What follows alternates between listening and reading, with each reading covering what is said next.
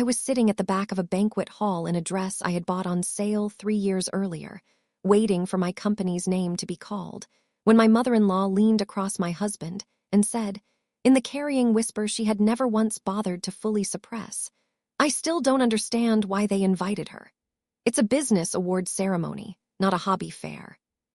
She said it to my father-in-law, but angled it loud enough that the woman seated immediately to my left heard every word, and turned to look at me with an expression that was equal parts sympathy and discomfort.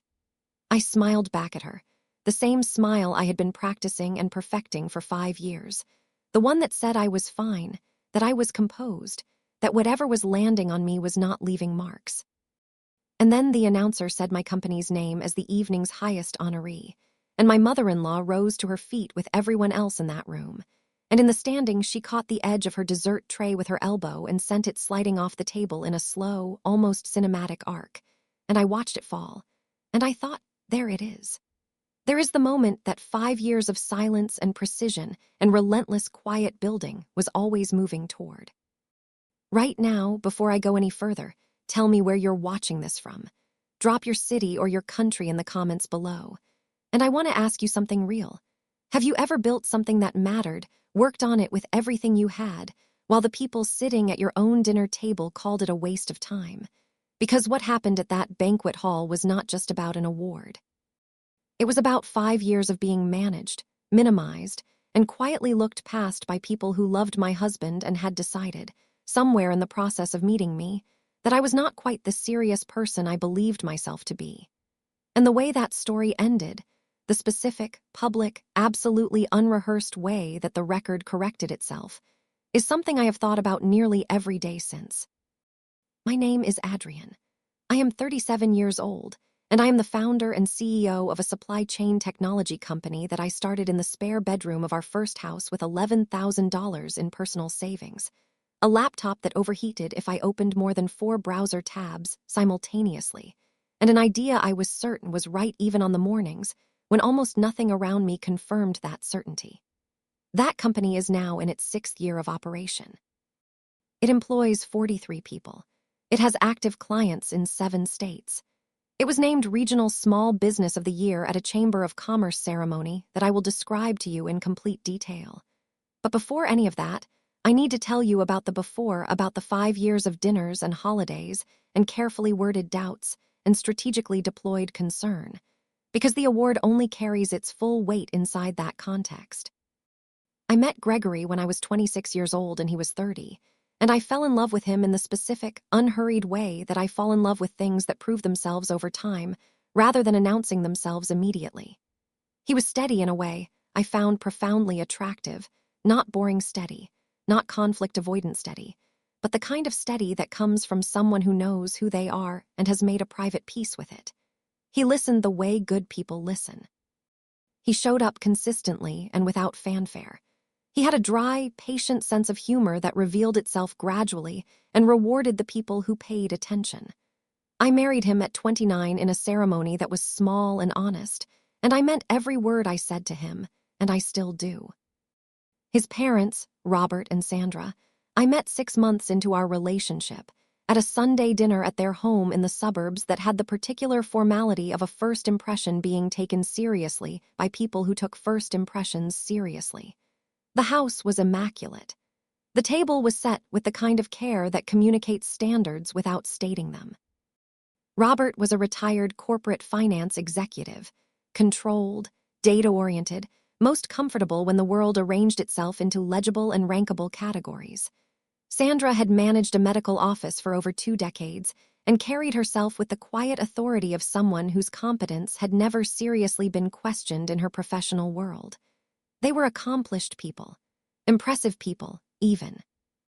And they had, over the course of their long and carefully constructed lives, developed a very specific idea of what success looked like, what it smelled like, what it wore, what professional titles it carried.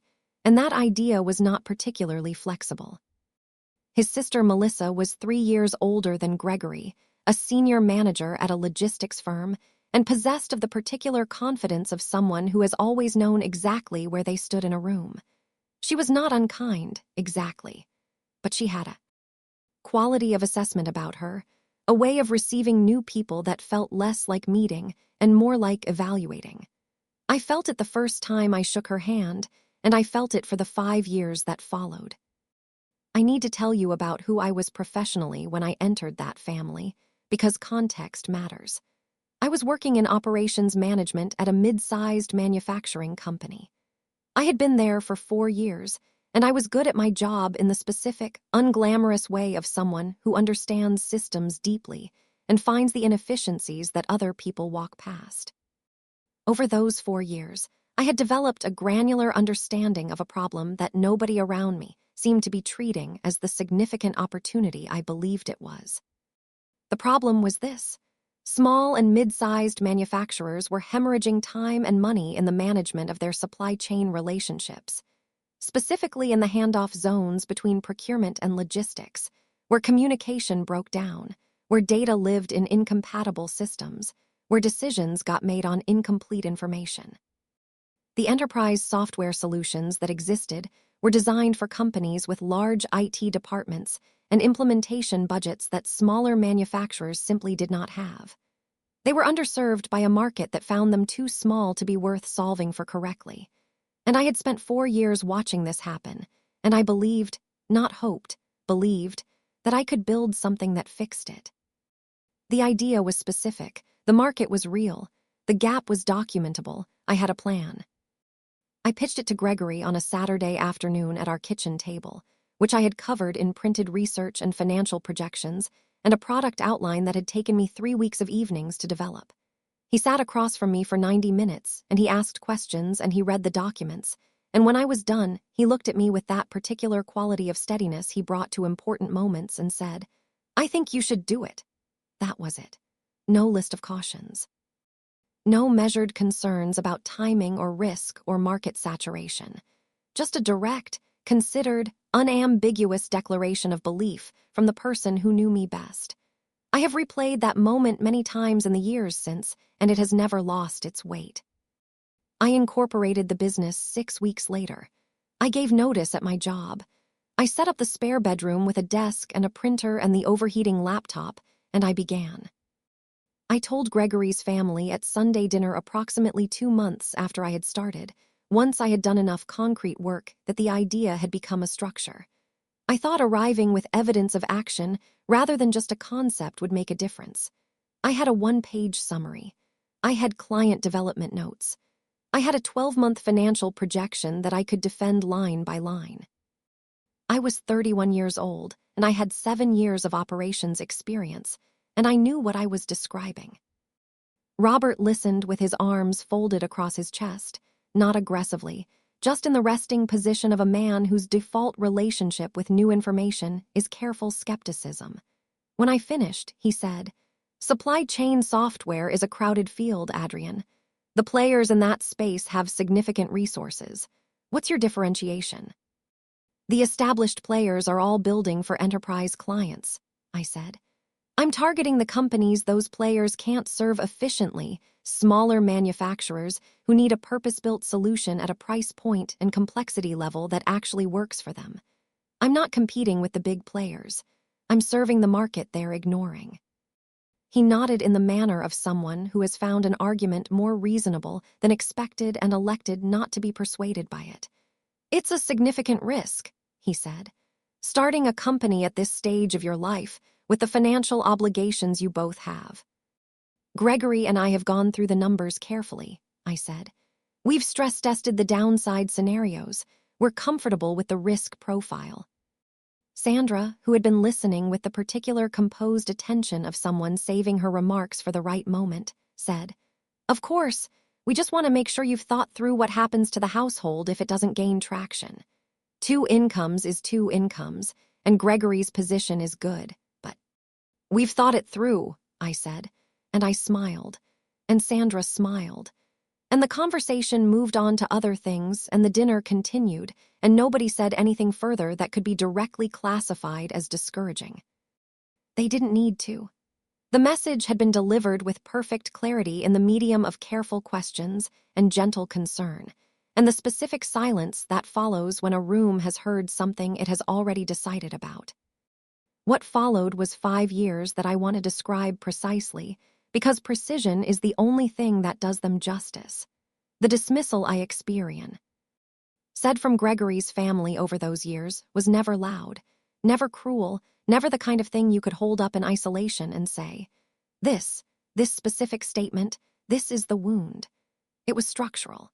It was ambient. It operated in the vocabulary of concern and the grammar of the well-meaning question, and it accumulated with the patience of something that doesn't need to be aggressive because it is confident in its own conclusion. Sandra began referring to my company as Adrienne's project sometime in year 2. Not my business, not my company, my project. The word was never corrected, never reconsidered, never updated even after the company had paying clients and a small team and revenue that was growing month over month. At family gatherings, when conversation turned to professional matters, which in that family it always did, reliably and quickly, the topic of my work was handled with the efficient gentleness of something being moved past. How is the project keeping you? Still at it? The word, still functioning as its own quiet editorial. Robert made comments that I catalogued with more accuracy than I would have preferred. The one I returned to most often arrived at Thanksgiving in year 2, 2 days after I had closed my 3rd client, a milestone I had worked toward for months, and that represented to me confirmation that the model was real. I mentioned it at the table, briefly, factually, without performance. Robert had looked at me across the turkey and the good china and said, with genuine concern that made it somehow worse than indifference would have, "That's positive, Adrienne, but you should be realistic about the window. The longer someone is outside a corporate structure, the harder the reentry becomes. I want to make sure you're keeping that option available." I said evenly, "I appreciate the thought. I'm not planning to need it." I ate my dinner and I smiled, and I stored the comment in the place where I kept all of them. And I went home that night and I worked for 2 hours on the client implementation that was due the following week because the best response I had available was not a sentence. It was a result. Melissa occupied a different position in the architecture of 5 years of doubt. She was subtler than her parents, which made her harder to answer directly. She asked questions about my business in the register of professional curiosity, but with a structural undertone of skepticism that someone in operations management could not miss. What does your customer acquisition cost look like against the established players? How do you handle the longer enterprise sales cycles at your current scale? These were intelligent questions. They were even fair questions. But the way they arrived, with that particular combination of technical fluency and baseline assumption of inadequacy, made them something other than inquiry. I answered every one of them, completely, specifically with numbers, because competence, deployed consistently and without emotion, is the only argument that cannot be dismissed. Gregory defended me. I want to make that clear because it matters, and because he deserves that clarity in this story. He pushed back on his family in the direct and quiet way he did most consequential things, not with drama, not with ultimatums, but steadily and without backing down. He told his parents explicitly on more than one occasion that their framing of my work was wrong and that he expected them to adjust it. They respected him enough to moderate their delivery. They did not change their minds. And Gregory understood, as I did, that minds of that particular formation require a different kind of evidence than argument can provide. I didn't realize it yet, but the evidence was compounding. Year 3, the company crossed $1 million in annual revenue. I sat at the desk in what had by then become an actual office, rented space in a shared building, 3 employees, a functioning product with a real client base, and I looked at the number on the screen and I felt something that was larger than satisfaction and quieter than celebration. It was more like confirmation, like something that had been true for 3 years had finally become visible. Year 4, we expanded to 3 new states, hired our first dedicated sales professional, and began attracting attention in trade publications that covered our sector. I was invited to speak at an industry conference, which I did, and the response to my presentation was the kind that generates follow-up conversations in hallways and parking lots, the response of people encountering an approach to a problem that reframes what they thought they knew. Year 5, the nomination arrived. The Regional Small Business of the Year award from the Chamber of Commerce was not something I had applied for. It was a nomination-based recognition, and I was contacted by the Chamber's program coordinator with the information that my company had been nominated by 3 separate businesses that we had worked with. I read the email twice. And then I called Gregory and told him, and the sound he made, the particular quiet sound of a man whose belief has just been confirmed by the universe, is something I will carry for a long time. I did not tell Robert and Sandra immediately. I want to be transparent about the reason. It was not strategy, not the engineering of a reveal. It was simple self-protection. 5 years had taught me that sharing milestones with Gregory's family before they were fully, undeniably real only created more opportunities for the particular brand of managed enthusiasm. The careful, conditional, already hedging congratulations that had always felt worse than direct doubt. So I waited. I told Gregory. I told my own parents, who responded with the uncomplicated, wholehearted joy that had always been their register for my achievements. And I prepared. Gregory told his family about the ceremony. He mentioned it as the significant event it was, and Sandra apparently said it was a lovely opportunity for exposure regardless of the outcome, which was so entirely Sandra that when Gregory told me, I had to set the phone down for a moment. Robert expressed polite interest. Melissa asked, in a message to Gregory that he showed me with an expression of tired recognition, whether it was a competitive award or more of a broad recognition category. They all came. Gregory had told me his parents were likely to attend. Melissa's presence was a surprise. She had driven over 90 minutes. I noted it and filed it and said nothing. We sat at a round table near the front of the banquet hall, and the dinner proceeded with the particular social fluency that family is capable of in public settings. Everyone charming, everyone composed, everyone performing the version of themselves they have calibrated for mixed company. Sandra worked the adjacent tables with practiced ease. Robert spoke to the people around him about things he understood. Melissa kept her phone in her lap, which I was accustomed to. Gregory held my hand under the table from the salad course through the end of the meal, which he did not make a production of, and which meant more than most grand gestures I have received in my life. The awards portion began. There were several recognitions before the top honor, sector-specific awards, community impact honorees, a recognition for young businesses. I watched them proceed with the surface composure I had spent 5 years developing into something close to a professional skill. Under that composure was something I can only describe as a coiled, focused, absolute readiness. The internal state of someone who has been moving toward a specific moment for a very long time and can feel its proximity with the accuracy of someone who has been paying attention to the distance the entire way.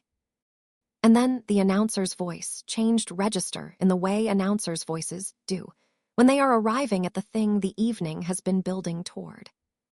Our final and highest honor tonight, the Regional Small Business of the Year, recognizes a company that, in 5 years of operation, has grown from a single founder working with personal savings and a clear vision to a 43-person organization with clients across 7 states. He paused in the way of someone who understands timing. The judges cited exceptional financial performance, genuine market innovation, and a demonstrated commitment to solving a problem that the broader industry had consistently underserved. This year's award goes to Adrienne Barnes, founder and CEO of SupplyBridge Technologies. The room rose.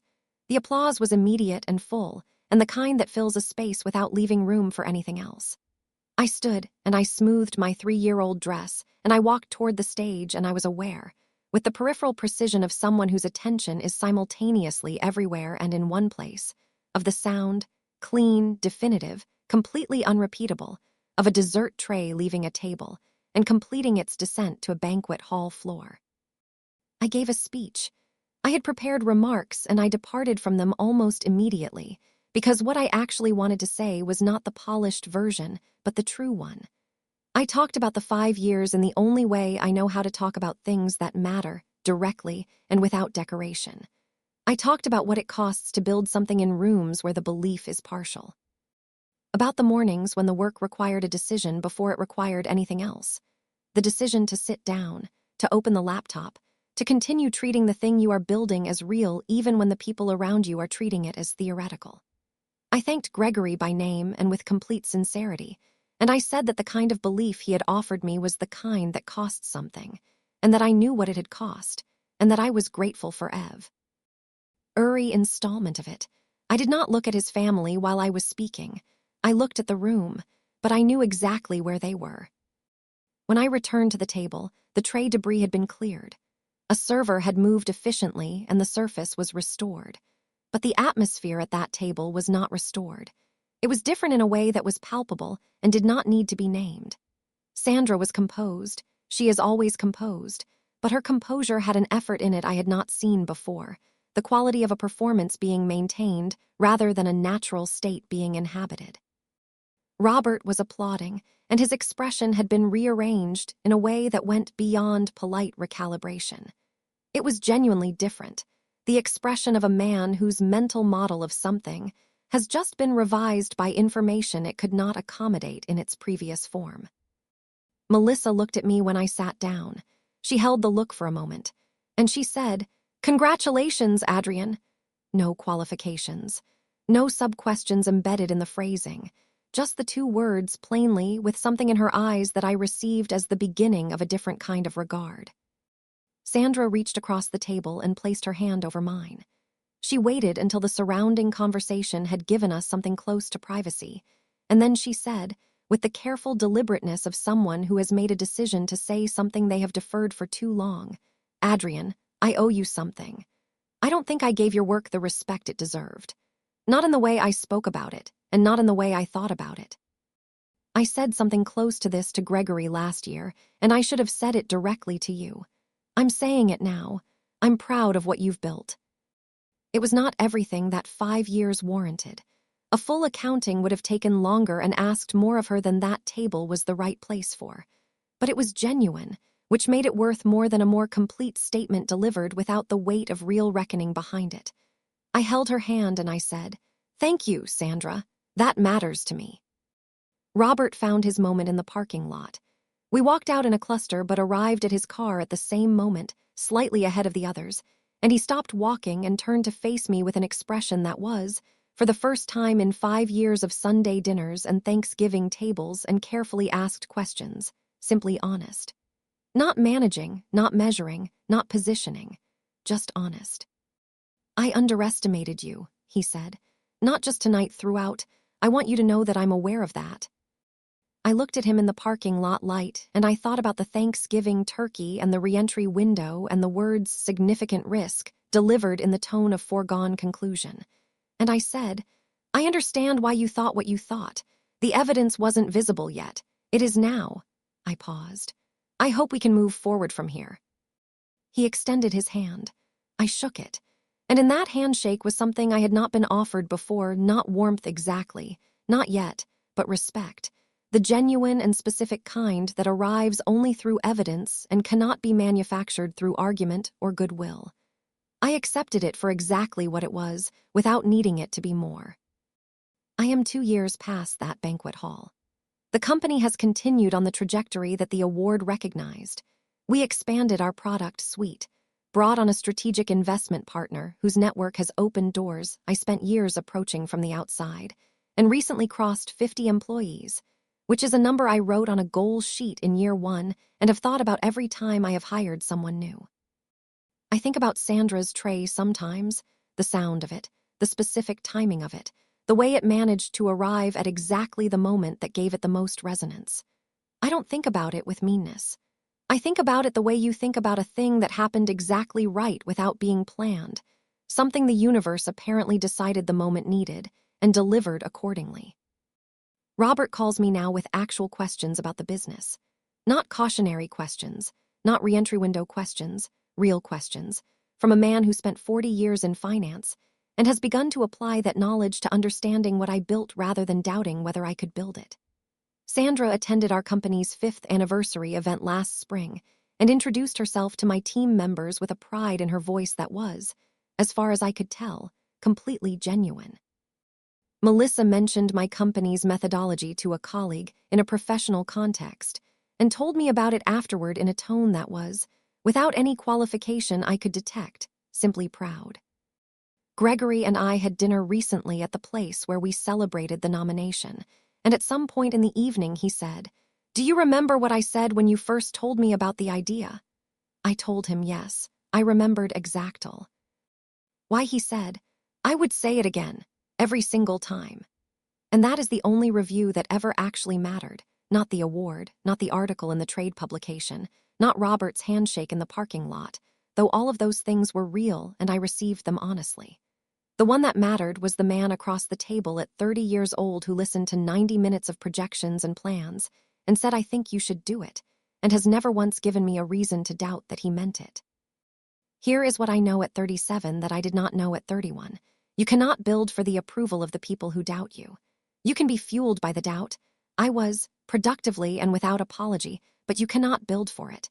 Because building for approval is building toward a moving target held by people who are not yet ready to stop moving it. You build for the thing itself. For the clients who need what you're making. For the employees who showed up and did the work. For the version of yourself that saw the problem clearly and trusted that clarity even on the mornings when the trust required effort. You build for the result, and you let the result make its own argument, and you trust, because experience will eventually confirm this, that a sufficiently clear result is the only argument that was ever going to work anyway. If you are building something right now in a room where the belief is partial or absent, if there is a Robert asking about reentry windows, or a Sandra calling it a project, or a Melissa with her technically framed questions, I want you to hear this. Keep building. Not loudly. Not for them. Build with the precision and the patience and the detailed, unglamorous, daily commitment of someone who knows what they know and has decided to let the knowing be enough until the results arrive to confirm it. They will arrive. Maybe not on your timeline, maybe not with the dramatic timing of a dessert tray hitting a banquet hall floor, but they will arrive. They always do, for the people who don't stop. Leave me a comment and tell me what you're building. Tell me who's in the room with you and whether they believe it yet. And if this story meant something to you, if it reminded you that the quiet, sustained, detail-oriented work is the most powerful argument available, hit the like button and subscribe. There are more stories coming every single week, real and honest and completely human, and I don't want you to miss a single one. I'll be here. I'm glad you are too.